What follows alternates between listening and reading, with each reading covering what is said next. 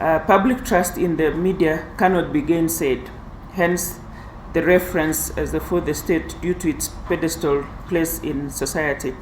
Unfortunately, the level of public trust in the media continues to wane every year. This is a worrying trend, as the media is entrusted by the public to provide accurate information across all spheres.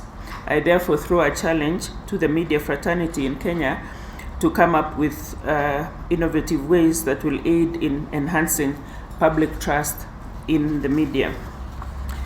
Based on the recommendations shared in the report, I'd like to assure you of the support of the Ministry of ICT, Innovation and Youth Affairs towards boosting media performance.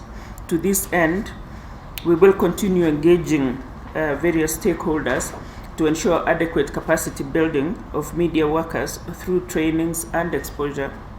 I urge all media houses to increase their coverage on matters of public interest, especially in rural areas, and make sure that their voices are captured. General election is very important, and we've seen what poor media coverage can lead to.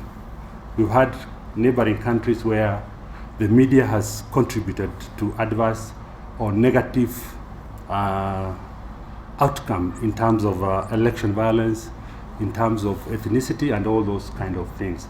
So my message to you is, please, let us live beyond our selfish interests.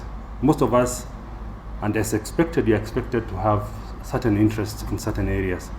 Now, when you are behind that microphone, or when your pen on that paper, please remove yourself out of your selfish partisan politics, partisan favorism.